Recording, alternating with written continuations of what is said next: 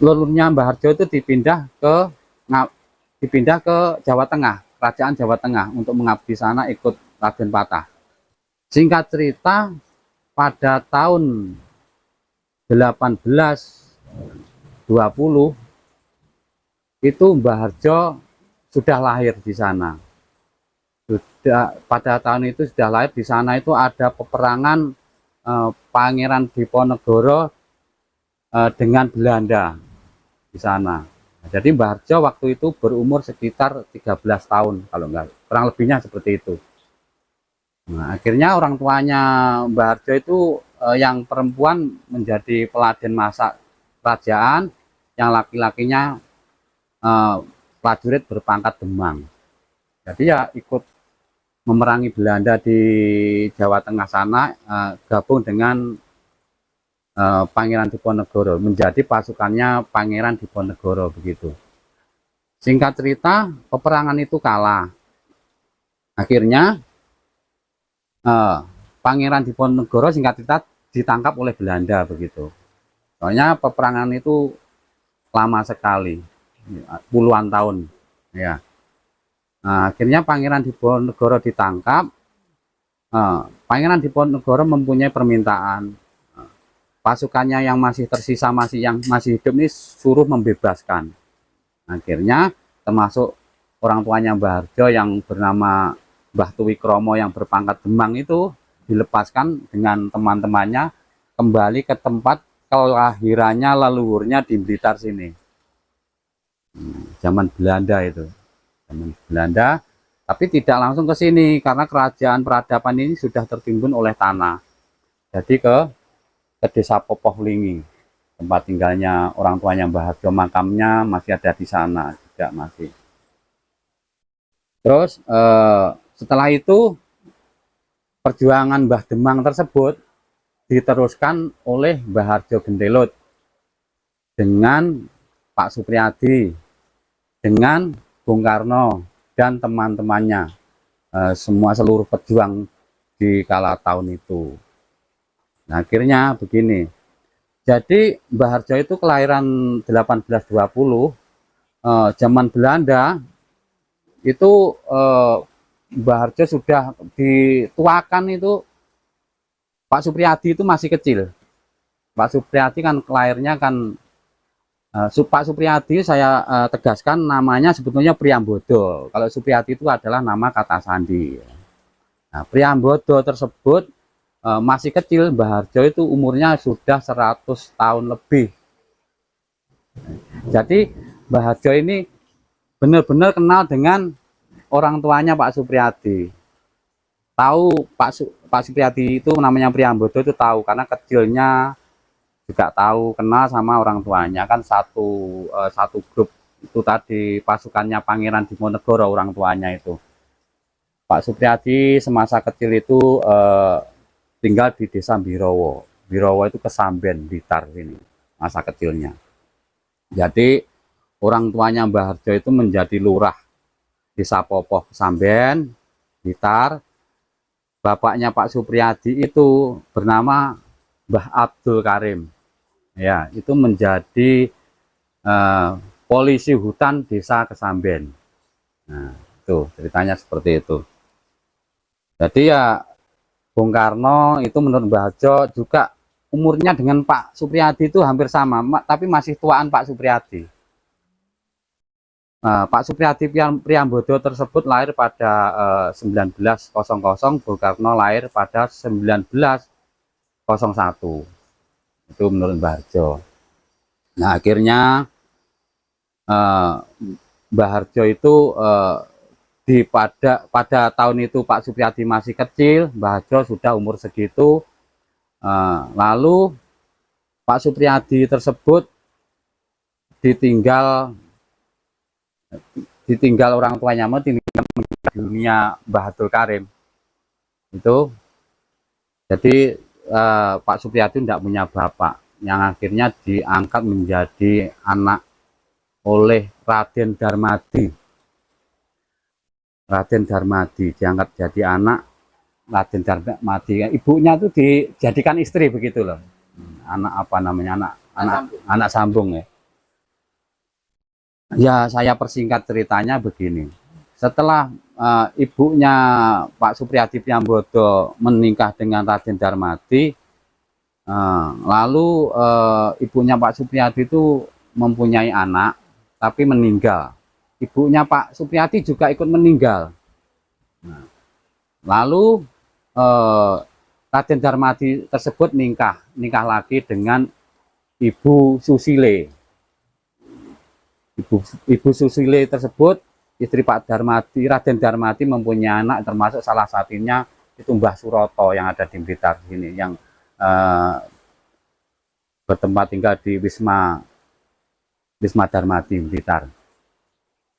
Jadi Priambodo tersebut dengan Mbah Suroto, anaknya Raden Darmadi tersebut, itu ya sudah beda beda bapak, beda ibu, karena ibunya Pak Supriyadi tadi sudah meninggal dunia. Seperti itu ceritanya.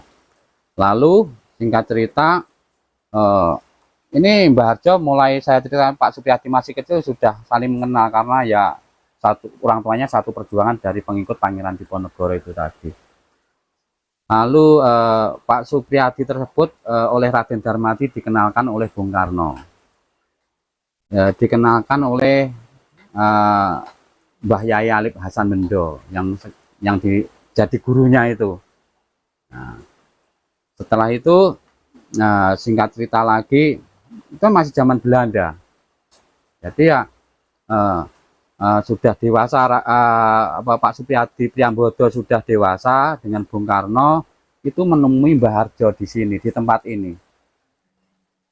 Tempat ini menemui uh, Mbah Harjo apa namanya di sini tuh nenuwun, juga mengirim doa terhadap para leluhur yang ada di sini. Leluhurnya itu dikirim doa dengan tujuan lain, punya cita-cita supaya pengen terbebas dari penjajahan Belanda tersebut.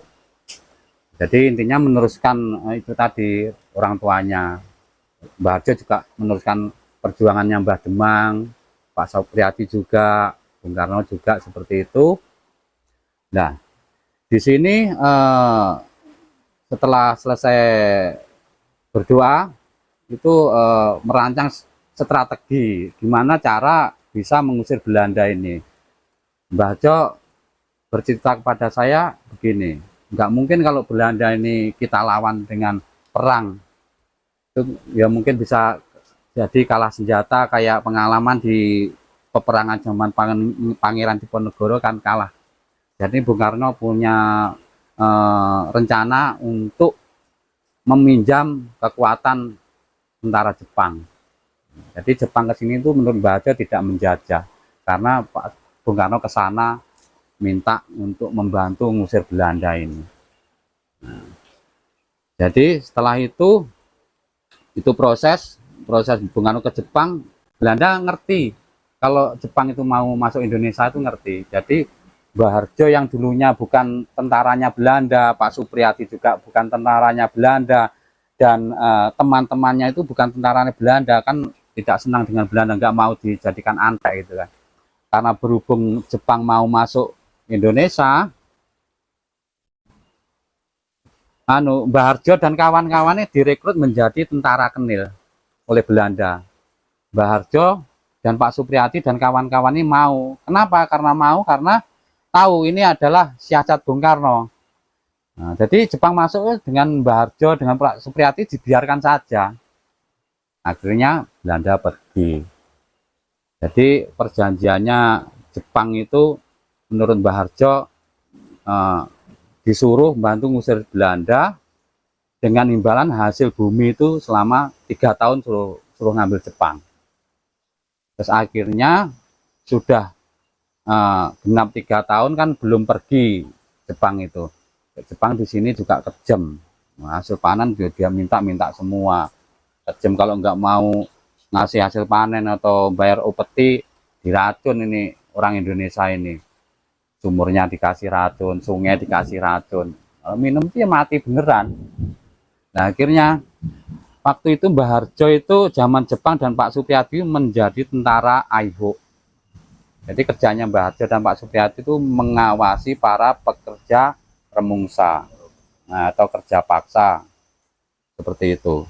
Jadi selain mengawasi Mbah Harjo itu dan kawan-kawan, bukan Mbah Harjo dengan Pak Supriyadi saja dan kawan-kawan seperjuangan itu, tugasnya bukan mengawasi saja, tapi juga mengantarkan gaji para pekerja remungsa tersebut.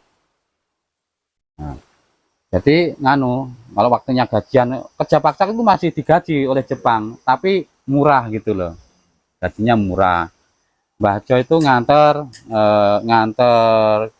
gaji para istrinya para pekerja remungsa itu di salah satu tempat yang tidak jauh dari Gunung Gedang ini yang kerja remungsa. Di situ tuh memergoi tentara Jepang di rumahnya istrinya para pekerja remungsa, nyenengilah gitu. Jadi Mbah Harjo mikir dan Pak Supriyadi dan kawan-kawan itu bisa mikir, wah ini Jepang ini mau bikin keturunan ke Indo-Jepang ini nantinya suruh melawan bangsanya sendiri. Akhirnya Mbah Harjo dan kawan-kawan di dalam hutan sini merancang untuk mengusir Jepang yang ada di Kabupaten Blitar sebelum tahun 1945.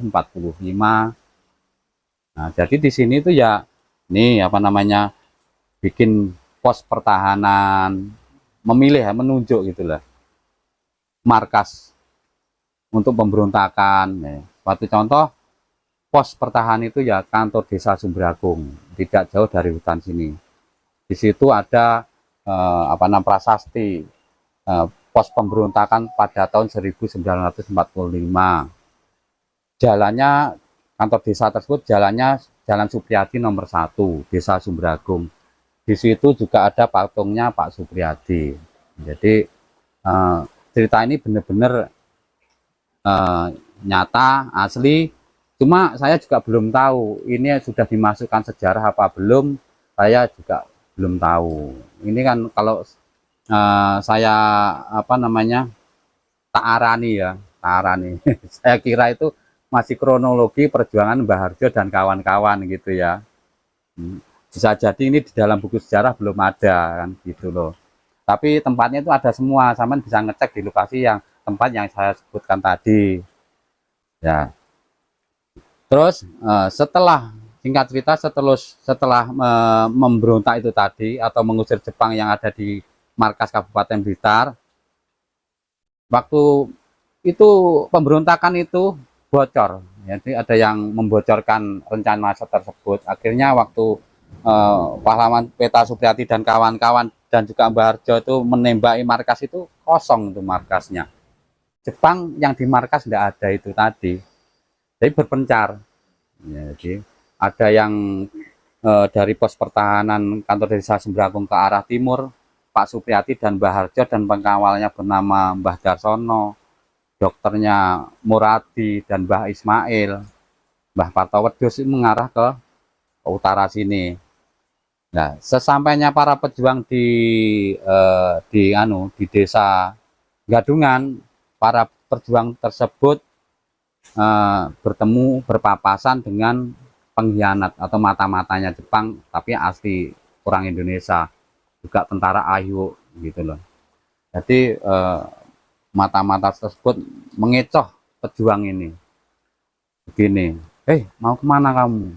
Saya mau cari Jepang, gitu para pejuang tersebut. Jepang sudah menyerah di markas Blitar. Akhirnya akan ketipu nih para pejuang, kembali ke arah Blitar sana. Tapi sebelumnya mengontak komandannya Pak Supriyadi dulu yang bersama Mbah Harjo nyampe di bawahnya candi sini. Akhirnya Mbah Harjo dan Pak Supriyadi dan kawan-kawan yang mengarah ke sini kembali menuju ke rumahnya Mbah Lurah Desa Sukosewu yang bernama Mbah Harjo Miarso. Mbah Harjo Miarso ini otaknya pejuang peta yang mengusir Jepang di Kabupaten Blitar ini, orang penting, orang pinter, sekolahnya saja sampai luar negeri. Mbah Harjo Miarso ini sekarang namanya itu dibikin nama lapangan Desa Sukosewu, Kecamatan Ganisari. Makamnya juga ada, bekas rumahnya juga ada, keluarganya juga masih ada. Nah, setelah Pak Supriyadi dan Mbah Harjo dan Mbah Darsono, Mbah Muradi, Mbah Ismail, Mbah Partowedus mengarah ke rumahnya Mbah Harjomiarso tersebut. Di situ Pak Supriyadi dijebak, ditembak oleh Jepang mengenai kakinya, seperti itu loh. Nah, setelah itu Pak Supriyadi itu dengan Mbah Harjo dan dengan pengawalnya Pak Supriyadi yang bernama Mbah Darsono, Mbah Ismail, Mbah Muradi itu, Mbah Pato Wedhus menandu pejuang Supriyadi dibawa ke makam desa Ngluding, dekatnya dekatnya rumahnya Mbah Harjo Mustaram yang dijadikan markas tersebut. Ya di situ ya sama dokternya ya juga pelurunya itu dikeluarkan. Terus juga Mbah Harjo mengobati dengan cara tradisional, suatu contoh menghisap darahnya yang mungkin ada racunnya dari peluru tersebut, dihisap lalu dikasih waluh yang sudah lembut, yang marut itu namanya Bunga. Ibunya itu istrinya Mbah Harjo Mustaram. Jadi di sini itu yang melindungi Pak Supriyadi itu ada 3 tokoh, 1 Mbah Harjomiarso, 2 Mbah Harjo Gendelot, 3 Mbah Harjo Mustaram. Ini semua orang dari kelahiran Mentaram maksudnya. Ya awalnya ya itu tadi, asli leluhurnya orang sini pindah-pindah karena pengabdian itu tadi, kaitan dengan peradaban itu tadi. Nah, terus ini tadi ceritanya agak melompat. Jadi walaupun ini melompat, saya jelaskan yang belum saya ceritakan. Jadi kan. Nah, Pak Supriyadi tersebut itu lahir mempunyai tanda. Jadi dari kandungannya ibunya itu mempunyai tanda. Itu tai lalat di janggutnya itu. Ini tadi ceritanya melompat, saya lupa. Selain tanda lahirnya Pak Supriyadi punya tanda lahirnya itu waktu berjuang itu, waktu bergerilya di desa Sumbragung sebelum memberontak itu jadi membutuhkan bekal. Jadi waktu itu warga sekitar itu yang mendukung dengan yang tidak itu banyak yang tidak. Karena yang tidak mendukung takut dengan Jepang. Takut dengan Jepang. Jadi ada yang mendukung, salah satu itu pemuda yang bernama Damali. Nah, jadi Mbah Damali tersebut sekarang sudah tua, saya sebut Mbah ya, dulu masih muda. Mbah Damali itu zaman Jepang tugasnya untuk membantu mencari telo bote di ladang warga. Tapi ya tidak minta, tapi nyuri. Cuma dia ambil buahnya, pohonnya tetap berdiri. Pak Supriyadi juga gitu. Lalu yang bakar ya Mbah Damali di depan rumahnya. Nah, tidak lama pohon ketela dan bote tersebut kena angin roboh. Jadi warga itu karena waktu itu susah bahan makan zaman Jepang itu, jadi laporlah Pak Lurah warga tersebut, intinya untuk supaya bisa menemukan pencuri tela dan bote. Seperti itu. Akhirnya warga laporan ke Mbah Lurah desa Sumbragung zaman Jepang itu masih saudaranya Mbah Harjo Mustaram yang melindungi Pak Supriyadi itu. Nah, Mbah Lurah menerima laporan, lalu Mbah Lurah itu menemui Mbah Harjo Gendelot, menemui Mbah Harjo Miarso, menemui Pak Supriyadi. Itu intinya untuk untuk melindungi Pak Supriyadi. Mbah Lurah tersebut laporan ke para tokoh, termasuk Mbah Harjo Gendelot, untuk melindungi Pak Supriyadi, membuat settingan. Nah, akhirnya begini, sebelum Pak Supriyadi itu diadili, warga itu menemukan bekas bakaran telo di depannya rumahnya Mbah Damali. Jadi warga kumpul di situ, Mbah Lurah ke tempatnya Mbah Damali. Akhirnya Mbah Damali yang waktu zaman Jepang itu masih anak muda, yang mungkin sekitar umur 16 tahun lah, masih belum cukup terlalu dewasa lah, disebut anak muda gitu kan. Akhirnya ketakutan mengaku kalau membakar tela itu Mbah Damali sendiri buat Pak Supriyadi untuk berbekal bergerilya. Akhirnya ditangkaplah Pak Supriyadi tersebut, dihadili di kantor desa Sumbragung. Di depan kantor desa Sumbragung dibakar Pak Supriyadi, tapi sudah disetting engkau akhirnya Mbah Harjo Mustara menyiapkan apa namanya genter, api menyala, kamu nanti kalau sudah saya dodol pakai genter kamu lari yo. Setelah apinya menyala disodol pakai genter, Pak Supriyadi lari, tapi ya sempat kebakar punggungnya sini sama itu pucuknya genter pring bambu itu mengenai ini kulitnya punggung itu sampai sekarang itu masih ada itu. Jadi bekas tembak masih ada, tai lalatnya juga ada, bekas luka bakarnya, remang-remang genter, bekas genter itu juga masih ada. Itulah ciri-cirinya Pak Supriyadi. Menurut Mbah Harjo dan diwariskan kepada saya, Pak Supriyadi memang benar-benar masih hidup seperti itu. Jadi bukan ngau-ngau ya. Jadi Supriyadi itu sebetulnya nama kata sandi, bukan nama komandan pejuang peta, bukan. Menurut Mbah Harjo, ini kan kronologi perjuangan Mbah Harjo dengan Pak Supriyadi dengan kawan-kawannya. Jadi kalau lahirnya pejuang Supriyadi yang aslinya bernama Priyambodo tersebut, Priyambodo itu lahir pada itu tadi yang saya sebutkan tadi 1900. Kalau Supriyadi nama kata sandi tersebut lahir dan diresmikan di Trenggalek pada tahun 1923. Itu nama kata sandi. Nah, nama kata sandi itu masih dibuat masih zaman Belanda. Dan untuk senjata melabui penjajah seperti itu. Jadi yang dimaksud kata sandi begini, Su itu adalah Soekarno, P adalah Priyambodo, R adalah Raden Darmadi, Y adalah Mbah Yai Alip bendogurunya, DI di Indonesia. Jadi mana kata sandi tersebut sebetulnya selain buat senjata melabui para penjajah itu juga mengunci nama komandan pejuang peta Priyambodo tersebut di dalamnya, nggak bisa digantikan orang lain seperti itu. Karena ini belum, tapi ini belum masuk dalam catatan buku sejarah, masih kronologi perjuangan Mbah Harjo yang diwariskan terhadap anaknya.